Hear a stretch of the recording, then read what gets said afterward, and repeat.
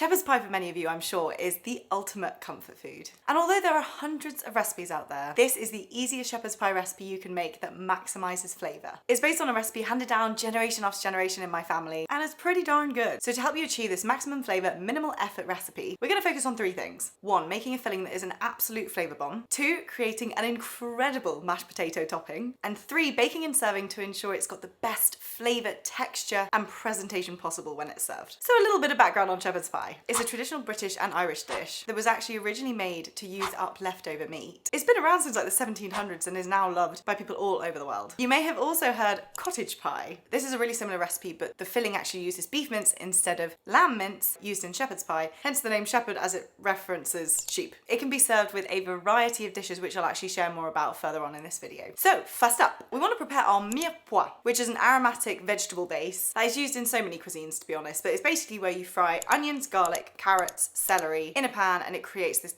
delicious aromatic phenomenal smell. It's that smell that you kind of go into your family home and you're like, oh my gosh, what's cooking? It's usually a mirepoix. So begin by dicing your white onion. You can alternatively use shallots if you'd like, but I wouldn't recommend using red onion as this will change the flavor. Next up, we're gonna grate our carrot. I don't tend to peel my vegetables because I don't know, I just like the extra nutrients and the texture, but feel free to peel them if you'd like. Once they're grated, set them aside. Then you wanna grab some celery. We're using 2 sticks for this recipe. Slice them down the middle and then finely chop them. I always find that it's difficult to buy a small amount of celery, so some of my favorite things to do with leftover celery is either finely chop them into fresh salads, use celery sticks as a dipping mechanism for hummus. Another great one is using it in stir fries, so slice it up into thin strips or like batons and then add them into your stir fry right at the end and they'll be lovely and crunchy and crispy. Or another one is making celery soup. Okay, up next is garlic. We're using 3 cloves here. I love using the fresh stuff because it provides the best flavor, but if you've only got garlic granules, then use about a teaspoon. You can either finely chop the garlic cloves or you can use a garlic crusher and finely mince them. Now, my granny Jean passed away a few years ago and actually left my mum her cooking pot, so that's what we're using today. It's honestly my favorite pot to cook with, especially when I come home to visit. So get yourself a large pan, and then we're using lamb mince for this recipe, specifically 20% fat lamb mince. Now, despite what you may have seen from other recipes on the internet, it is not okay to use beef mince in this recipe, because if you use beef mince, then it turns into a cottage pie. This is a shepherd's pie, so we're using lamb mince. So get yourself some lamb mince, my friends. Now, we're using 20% fat because a 20% fat lamb mince adds flavour, moisture and richness to the dish. Since shepherd's pie is a pretty basic dish, it relies on a well-seasoned party meat filling. So the extra fat essentially enhances the flavour of the dish and also prevents the meat from becoming dry or crumbly. So for example, if you wanted to use a leaner mince, say 10% or 5% fat, that will be the healthier option, but it will probably result in a slightly drier, less tasty dish. So just feel free to use whatever you fancy. Now, because we're using a higher percentage fat lamb mince, there is no need to use any oil. Just place your meat into a pan and place it on medium heat. Break it apart with a wooden spoon and leave it to brown. Now, one of the things that is crucial with shepherd's pie that adds such a delicious flavour is allowing a fond to develop on the base of the pan. Now, what is a fond, you ask? It's basically the little caramelised bits that you find on the base of the pan that is from browning the meat. This adds such a delicious depth of flavour that is totally fantastic. So what you want to do is you want to leave the lamb to cook and brown slightly, creating this fond.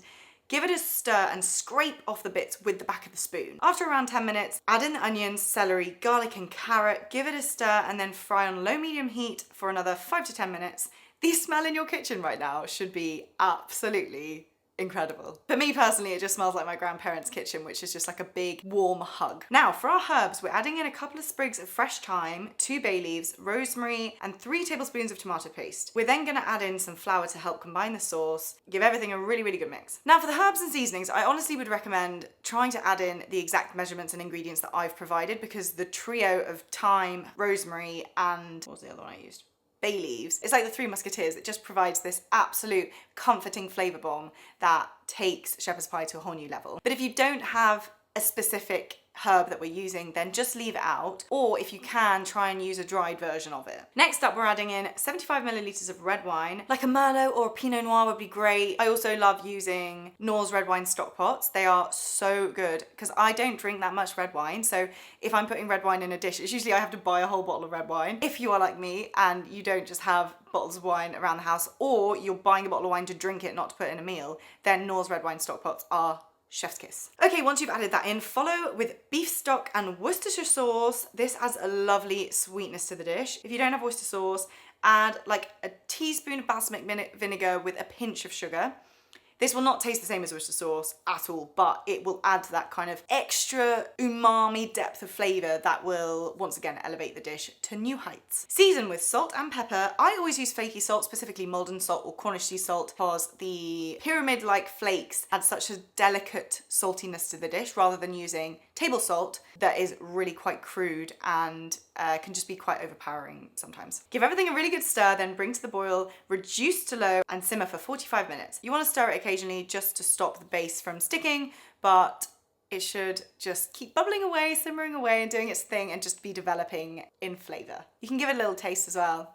Season according to preferences. To create our incredible buttery, silky mashed potato topping. We're using Maris Piper's potatoes, or if you're in the US, then like russet potatoes are probably the best ones. Chop them into 2-inch pieces and into a pan, top with cold water. Now it's really important, you want to top with cold water. Don't put your potatoes into boiling water because this affects their cooking process. The best way to do it, add the potatoes into a pan, top with cold water so that they're just covering, and then bring to the boil, and then reduce the heat slightly so that they don't bubble over. And then you want to cook for another 10 minutes until you can spike a fork through the potato and it kind of breaks apart reasonably easily. Drain the potatoes and then place them back into the pan. Add 100 milliliters of full fat milk, 30 grams of salted butter, salt and pepper. Now this is totally optional, but my family's favorite way of making mashed potato is using a hand blender. It makes the silkiest, smoothest mashed potato that is creamy and buttery and super indulgent.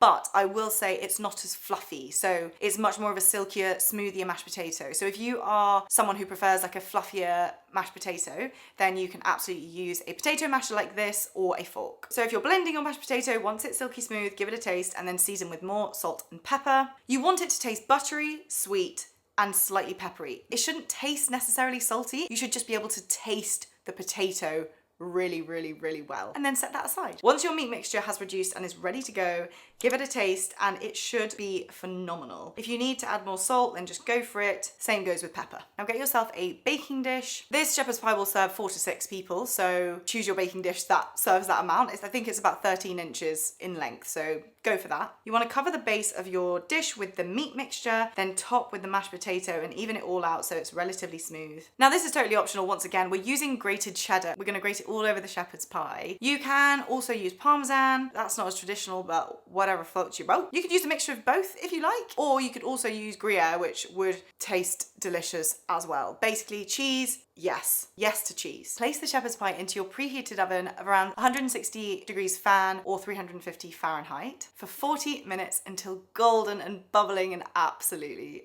delicious. Now remove it from the oven, and this is the step where it's important for your serving and for your presentation. Leave to rest for 10 to 15 minutes. What this will do is it will help the meat settle as well as the mashed potato, creating those layers. Because our mashed potatoes are much more silky, they tend to struggle to keep their own structure as much. So if you're using fluffier potatoes, you will be able to see those layers more, whereas with our silky potatoes, they kind of just mush all into one a bit more. So once again, you can trial and test with both and see which one you prefer. I personally prefer the silkier mashed potato, even though the presentation isn't as precise. But I think that's what's gorgeous about a shepherd's pie, you know? It's like perfectly imperfect. In terms of sides, honestly, you could just eat this dish as is, but peas would work really well. Green beans, also good. Tender stem broccoli. I love serving green vegetables with this dish. Just boiled is like super simple, or roasted. But one of my favorite things to serve with shepherd's pie are baked beans. Heinz baked beans, they just go so well. They're slightly sweet, super hearty, and perfect,